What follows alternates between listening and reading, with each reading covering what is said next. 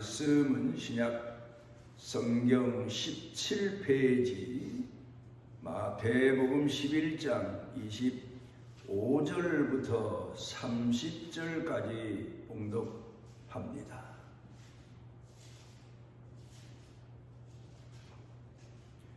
그때 예수께서 대답하여 이르시되 천지의 주제이신 아버지여, 이것을 지혜롭고 슬기 있는 자들에게는 숨기시고 어린 아이들에게는 나타내심을 감사하나이다. 옳소이다. 이렇게 된 것이 아버지의 뜻이니이다.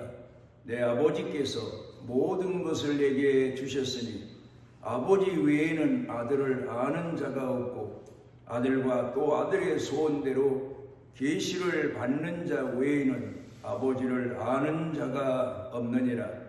수고하고 무거운 짐진 자들아, 다 내게로 오라. 내가 너희를 쉬게 하리라. 나는 마음이 온유하고 겸손하니 나의 멍에를 메고 내게 배우라. 그래야하면 너희 마음이 쉼을 얻으리니 이는 내 멍에는 쉽고 내 짐은 가벼움이라 하시니라.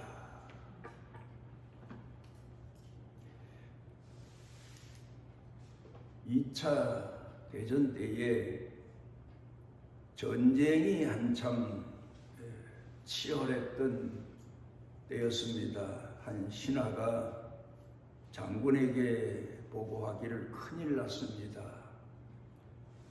우리들이 나아가야 될 백길이 다 막혔습니다. 그랬더니 장군이 그 소리를 듣고 걱정하지 말게, 우리가 나아갈 백길은 다 막혔어도 하늘로 가는 하늘길은 열려 있다네, 그렇게 말을 했다는 유명한 얘기가 전해져 오고 있습니다. 금년 한 해를 우리가 지내면서 금년 한 해의 고달픔도 있지만 무엇보다도 한 해를 보내고 또 새해를 맞이하며 사회적 불안이 이만저만이 아닙니다. 무엇보다도 정치적인 면에 대해서는 벌써 몇 년째 소란을 계속해 오고 있지만 이제는 우리 피부에 와닿는 경제 문제가 점점 심각해 가는 것 같습니다. 우리나라 경제에 걱정을 하는 사람들이 점점 많아지고 있는데, 사실 신문에 매스컴에서는 대기업의 번영 그리고 새로운 발전 이런 면모에 대해서는 얘기를 하지만 지금 아주 고전을 면치 못하고 있는 기업들이 중소기업이고, 또 실질적으로 우리가 시장이나 또 도시 다녀보면 소상공인들의 고충이 이만저만이 아닌 것 같습니다. 어떤 데에는 가게들이 쭉 늘어져 있는 곳을 지나가다가 빈 가게가 많이 눈에 띕니다. 그러면 우리 실제 지금 현재의 경제 상황이 어느 정도 어느 수준인가를 말해주고 있는데, 저 사람들은 어떻게 살까? 그런 생각을 하면서 안타까운 마음으로 지나갈 때가 있습니다. 한 해를 결산하고 또 새해가 다가오고 있는데 어떤 위험이 새해에는 우리에게 다가올지도 모릅니다. 그러나 우리는 믿음으로 사는 사람들인 거로 우리 경제 문제, 정치적인 문제, 사회적인 문제, 국제적인 문제, 각가지 문제가 계속해서 더 큰 문제로 우리 사회에, 우리 나라에 다가오고 있을지라도 우리에게는 하늘문이 열려 있다는 사실을 우리는 믿고 하나님을 더 의지하게 됩니다. 하늘 문이 열려 있고 말씀의 문이 열려 있고 성령의 문이 열려 있고 기도의 문이 열려 있고 그리고 무엇보다 가장 중요한 하나님께서 택하신 백성들 피로 값주시고 사신 그 백성들을 향하신 사랑과 긍휼의 문이 열려 있음을 우리는 다른 사람들은 몰라도 하나님을 공경하는 신앙인들은 잘 알고 있습니다. 그래서 우리는 오직 하나님 의지하는 믿음을 더 새롭게 하며 1년을 결산하고 또 새로운 해를 믿음으로 나아가기 위한 기도와 자신을 돌아보는 신앙의 훈련의 시간을, 묵상의 시간을 많이 가져야 할 줄로 압니다.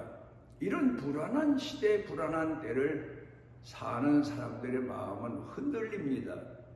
그리고는 자기 힘으로 안 되고 또 자기 형편상 탈출할 길이 없을 때 찾는 게 뭐 점술가를 찾게 되고 또 그런가 하면 세상 종교를 찾아가게 되고 여러 가지 인간의 방법으로 두려움과 공포심을 덜어보려고 애를 쓰게 됩니다마는 이런 때 우리 믿음을 가진 사람들은 두려움이 더하고 걱정이 더해질수록 하나님 말씀에 깊이를 마음에 새기고 말씀을 사모하고 성령께서 내게 믿음의 능력을 더 충만하게 해주시기를 기도해야 되고 하나님께서 우리가 하나님 손에 붙들려 있음을 믿는 믿음을 더 강건하게 해주시기를 기도하면서 한 해를 결산하고 새해를 맞이해야 될 겁니다.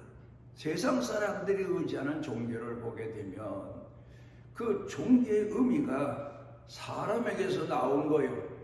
그런가 하면 사단에게서 나온 종교이므로 사람들이 그 종교에 속기도 하고 이용당하기도 하고 그 종교를 맹목적으로 의지해 보기도 하지만 결국 구원함을 받지 못하게 되고 탈출구를 얻지 못하게 되고 또 불안한 마음은 가중되기만 하고 결국 하나님의 긍휼하신 무지한 백성에게 베푸시는 은혜 아니면 살아갈 길이 없음을 우리가 잘 알고 있습니다. 이럴 때 우리는 우리 신앙을 더 새로운 마음으로 돌아보고 하나님께서 금년에도 또 새해에도 우리에게 베푸시는 은혜를 마음 가운데 새기고 또 다짐하고 그리고 우리 자신을 깨우는 그런 시간을 가져야 될 겁니다. 세상에는 철학의 종교가 있는가 하면 또 사색의 종교가 있는가 하면 또 그런가 하면 인간의 도리와 양심을 가르치는 윤리의 종교가 있는가 하면 또 그런가 하면은 사신 우상의 종교가 있기도 합니다. 사람의 힘이 너무 약하다 보니까 이 세상에 있는 뭔가 사람의 힘으로 당할 수 없는 큰 물질의 세계를 신의 대상으로 삼고 거기 가서 복을 빌고 능력을 구하고 합니다마는 어리석기 짝이 없는 일입니다. 그런가 하면 이럴 때일수록 사단은 더 날뛰어서 많은 사람들을 미혹하고 불안에 떨게 하고 그리고 심지어는 하나님을 공경하는 신앙인들조차도 미혹하고 유혹하는 그런 때인 줄로 우리가 깊이 돌이켜 생각해보고 경각심을 가져야 될 겁니다. 우리 기독교는 그리스도교는 세상의 종교와 달리 하나님의 종교요, 계시의 종교요, 말씀과 성령의 종교라고 하는 사실을 오늘 성경 본문에서 예수님께서 다 내게로 오라. 하나님의 계시를 받는 자 외에는 알지 못하는 비밀한 신앙이 있고 은총이 있고 살아가는 탈출구가 있고 생명의 길이 있고 능력이 있다고 하는 사실을 가르쳐 말씀하시고 계십니다. 계시의 종교, 이 말의 의미는 무슨 무당이 신이 내려서 그 귀신의 계시를 받고 뛰기도 하고 말하기도 하고 사람들에게 두려움, 공포의 말을 퍼붓기도 하지만 우리는 그런 뜻의 의미를 말하는 게 아닙니다. 계시의 종교, 계시를 받는 자 두 가지로 크게 나눌 수 있습니다. 하나는 말씀이 곧 우리에게 주시는 계시입니다. 그러니까 우리 성도들은 예배를 드리는 시간이 계시를 받는 시간입니다. 하나님 말씀을 듣는 시간이 하나님이 우리에게 주시는 계시의 시간.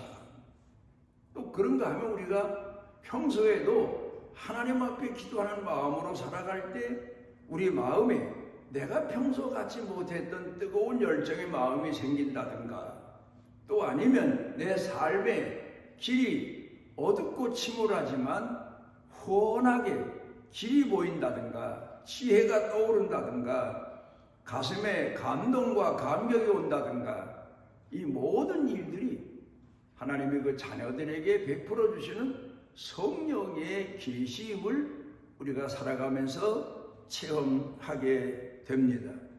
그래서 예수님께서는 예수를 믿는 사람들은 그 배에서 생수의 강이 흘러넘치리라. 요한복음 7장 38절에서 말씀하고 계십니다.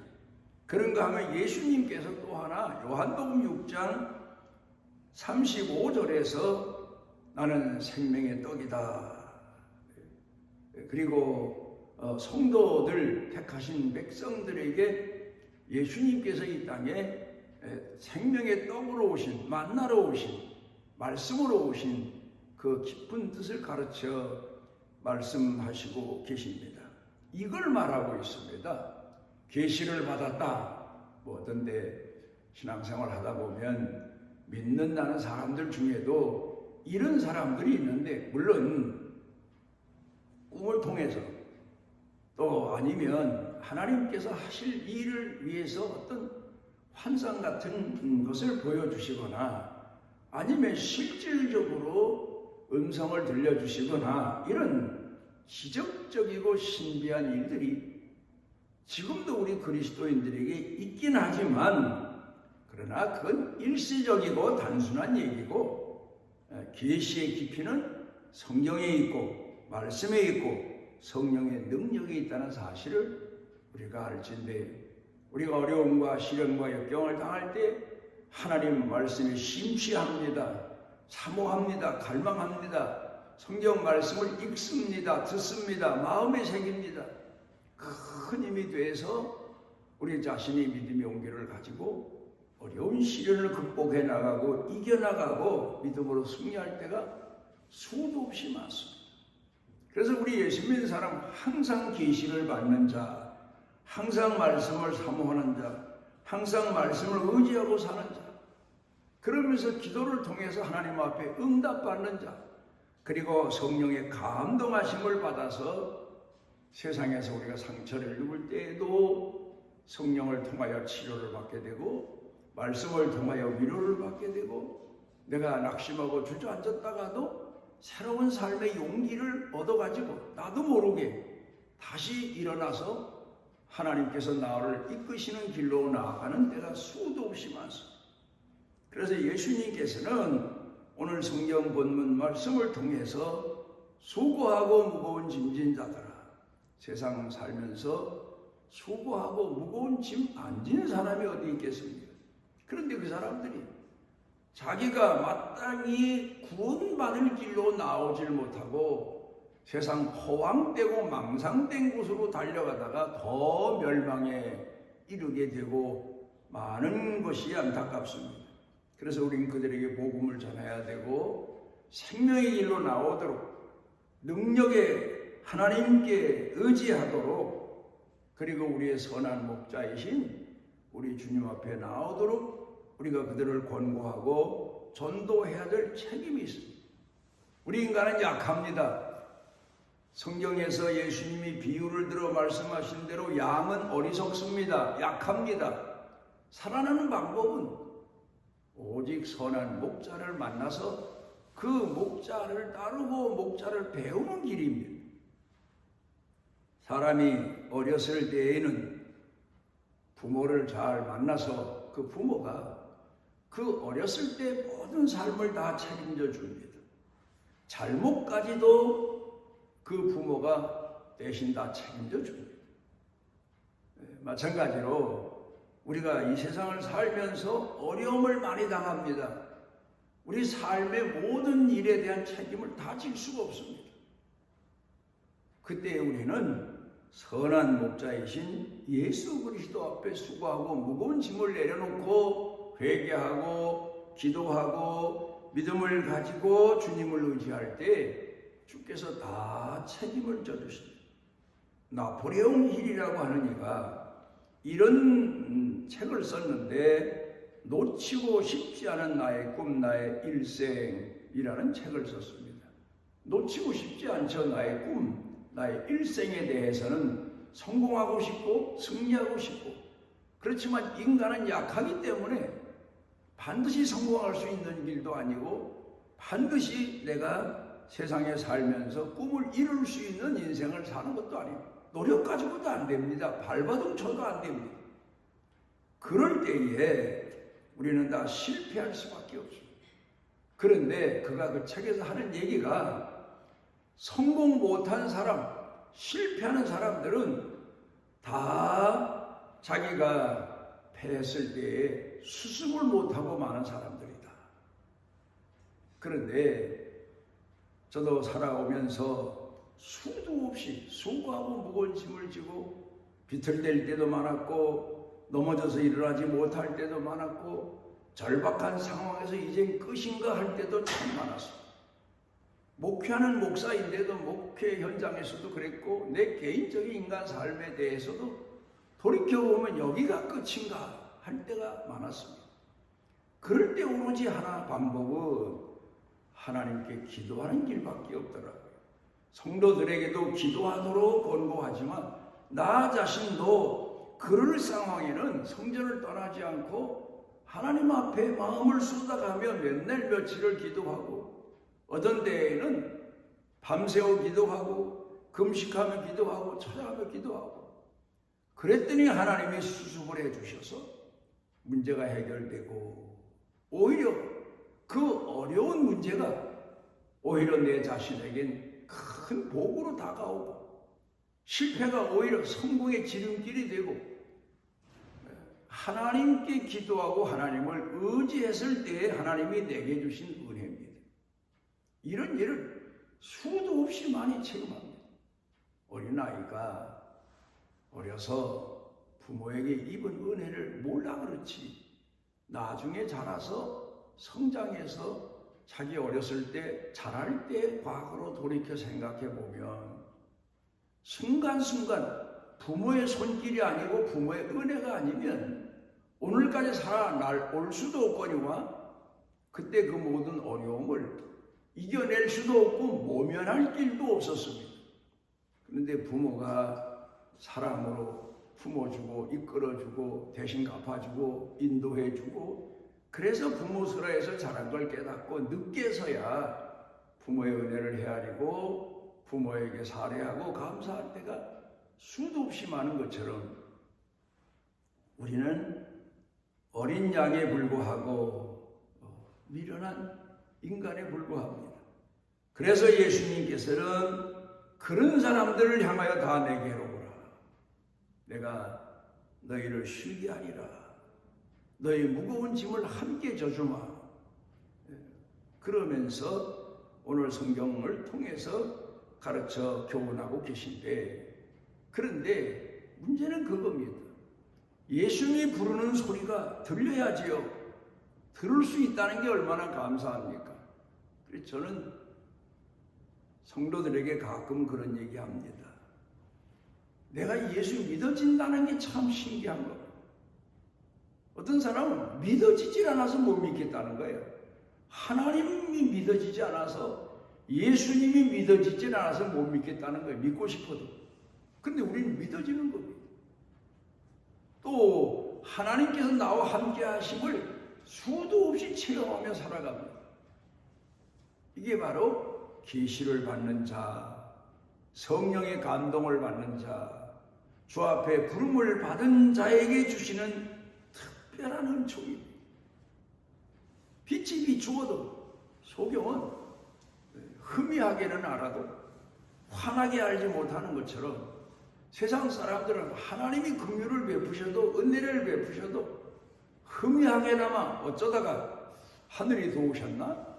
이런 망상 같은 얘기에 불과하지만 우리는 세세하게 하나님이 나와 함께 하심을 깨닫게 되고 감동하게 되고 탄복하게 되고 감사하게 되고 감동받아서 하나님을 찬양하게 되고 그런 믿음으로 성장해 가면서 오늘까지 살아올 수 있었던 겁니다.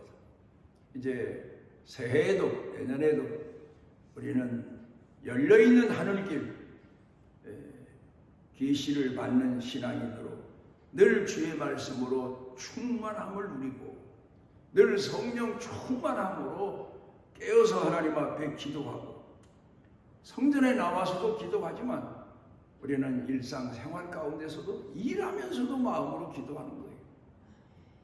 우리는 심지어 잠을 자면서 꿈을 꾸면서도 기도할 때가 있어요. 그만큼 우리는 절박한 인생을 살면서 하나님을 의지하게 되고 그때 주께서 우리에게 주시는 은혜를 누리게 됩니다. 계시를 받는 자 얼마나 귀한 축복의 성도입니까? 축복의 사람입니까?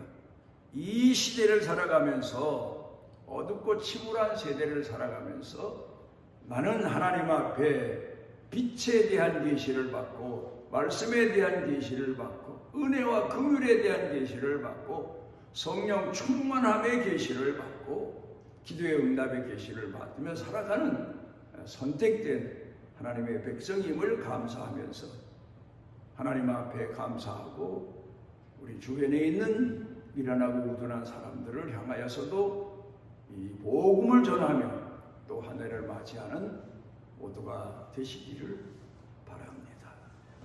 우리를 지극히 사랑하셔서 주의 자녀 삼아주시고 세상 사람들은 그 신앙의 눈이 어두워져서 하나님을 볼 수 없고 예수님을 볼 수 없고 주시는 은혜를 헤아릴 수 없지만 우리는 순간순간 때 따라서 이 은혜를 헤아리고 감사하고 응답하며 살 수 있는 축복을 누리게 해주셔서 감사를 드립니다.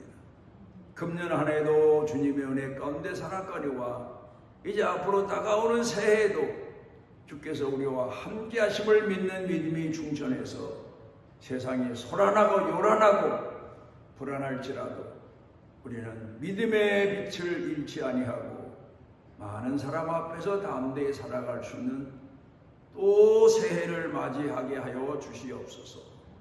예수님 이름으로 기도드리옵나이다. 아멘. 주께서 그 날개 아래 보호를 받으러 온 내게 온전한 상 주시기를 원하노라.